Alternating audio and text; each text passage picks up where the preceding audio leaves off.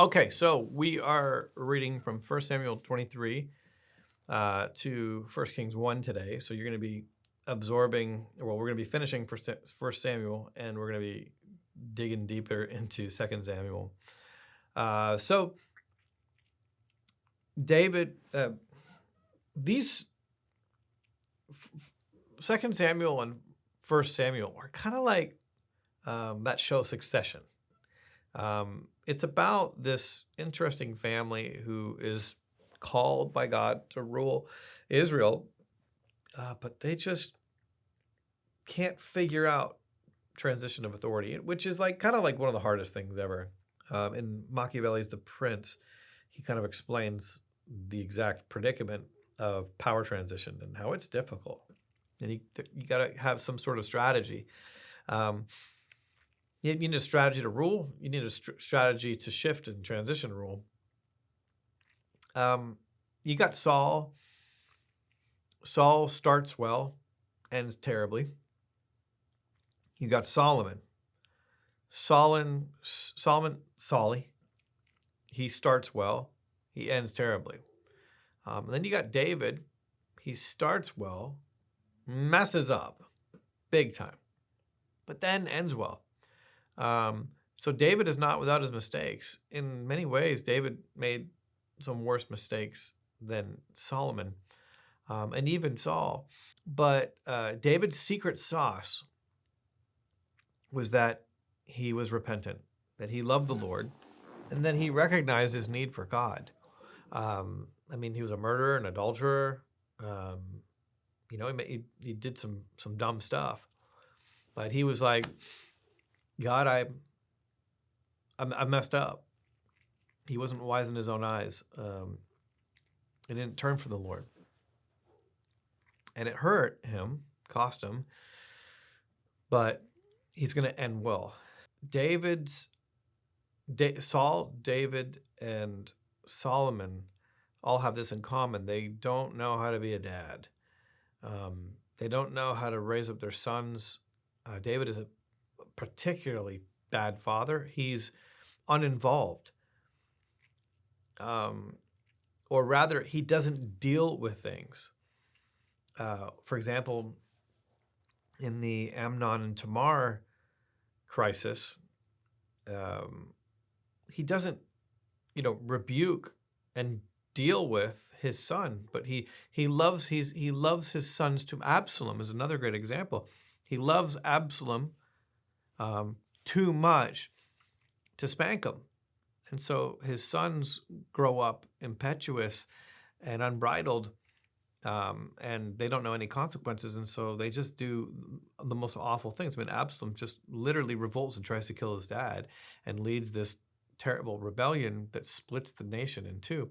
And Solomon's son is he's going to be a spoiled brat in the same way. He's just like, was your dad ever in the picture? Did anybody ever really tell you no?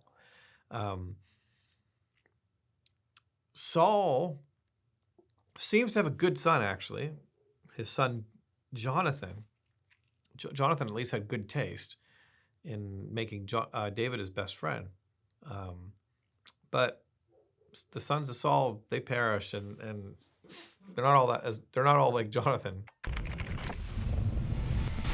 In a time where truth is under attack through distraction, disinformation, and the chaos of postmodern ideologies, it's vital for us as Christians to strengthen our faith through education. TheosU delivers a distilled Bible college experience for all Christians right in your pocket. Binge like Netflix or join cohorts for guided study. From full-time church staff to Christians in any vocation, TheosU fits your life and calling. Equip yourself, your church, and your ministry with courses on all aspects of the Christian faith, taught by leading scholars, ministers, theologians, and apologists. Come learn non-woke theology at TheosU. So we see just awful transition. Saul was supposed to, David was really supposed to be Saul's spiritual son. And that's what we see initially. And Jonathan can tell, God's anointed David. And so we need to transition this well. But Saul's insecure. And so we have these just brutal fathering and brutal and generational forgetting. And this is kind of a theme, actually, in the Bible, and the importance of fatherhood. Perhaps David has some father wounds because he was forgotten in the fields. And so, or maybe his father was overbearing. Maybe the reason why he was in the fields was because he was in trouble, or he just bore the brunt of whatever. And so maybe he's going to go the opposite way. Regardless, we're going to see that these guys, had they been better dads, Israel wouldn't be in the situation that it was in. That's just kind of an observation. We're also going to notice, like, as we're reading through 2 Samuel, David's whole focus is the tabernacle. That's really, if we juxtapose, and I don't want to take anything from our next reading in 1 Kings, but David's priority was the tabernacle. When he became king, he set up the Tabernacle of David. There was Moses' tabernacle, and then there was David's tabernacle. Moses' tabernacle didn't have any music in it. David's tabernacle was all music. Only the priests could go into Moses' tabernacle. Everybody was allowed into David's tabernacle. People would go before the ark and they'd sing, and there's choirs, and there's music, and God was really vibing this. God showed up, in Moses' tabernacle, but it's almost like David knows something that Moses doesn't, or that Solomon doesn't. And that is that God's after our hearts. And it's not that Moses didn't know that. I mean, obviously he wrote Deuteronomy, but David really internalized Deuteronomy. And he took it to the next, like absolute next. And so he introduces all this worship and songs and songs from the heart.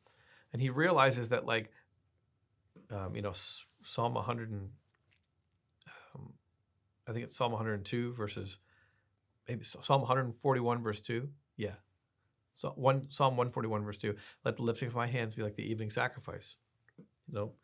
How did David know that when you lift your hands to God, it's like the evening sacrifice, right? Because God asked for the evening sacrifice. He never asked for hands. But David, in the Holy Spirit, he unlocks something like God actually prefers this because these are attached to this, because what I do with my hands is really flows from my heart. And so when I lift my hands to the Lord, I'm lifting my heart to the Lord. And when I sing, you can't sing without your heart being in it. It's really hard to do that. I don't know about you, but like when I'm singing, and I'm like, and I'm happy, they're one and the same. When you're singing, you're sad. That's one and the same too. A lament, right? Like you always sing what your heart is. When you're bummed, you're going to be singing Bryan Adams, or Ryan Adams. When you're happy, you're singing Bryan Adams. So out of the abundance of the heart, the mouth sings. And so David is like, God, I'm bummed, and he sings, Lord, I need you. And Lord, God, I'm good. Things are going good. I praise you, But either way, the Psalms, almost all, there's only one Psalm that's called the Black Psalm, Psalm 88. That's the only one that doesn't have any thankfulness in it and praise to the Lord. All the other ones are just like, God, my legs are falling off, but I praise you. David locks into this, and he realizes that this is the sacrifice that God desires. And so David's focus is going to be setting up the tabernacle and bringing the ark of God and the presence of God into Jerusalem. Once he sets that up in 2 Samuel, you'll notice he just starts to win everything. David has victories. The Lord gives him the victories because he's prioritized the first thing, which is the tabernacle. Saul never prioritizes the tabernacle. And the only contact he has with the presence of God is when David's around with his harp, playing, and the demons flee. What is David's special sauce? The presence of God. How does David get the presence of God? Sacrifice of praise. What's the sacrifice of praise? It's the fruit of your lips, acknowledging his name, being grateful to him, and knowing that there's an order by which you approach the throne of God. How do you come before his presence? With thanksgiving, and his courts with praise. Be thankful to him. Bless his name. That's how you come before the Lord, and you mean it, or don't mean it, but don't expect God to show up in your life when you just don't care about him. David realized that Yahweh was the source of all of life, and Yahweh was good, and he was kind, and he was patient, and he was merciful, and he was good, and he thought good thoughts, and he wanted good things, and there was no God like him. And so David indulges himself, and the Spirit of God begins to move and work in his life and give him revelations that New Testament worship is literally going to be patterned off of. David will set this up, and this will be the focal point for Israel under the leadership of David king. Not Saul, and not with Solomon either, which is sad. So the secret sauce of David's life, even though he makes giant, stupid decisions, will be David's tabernacle.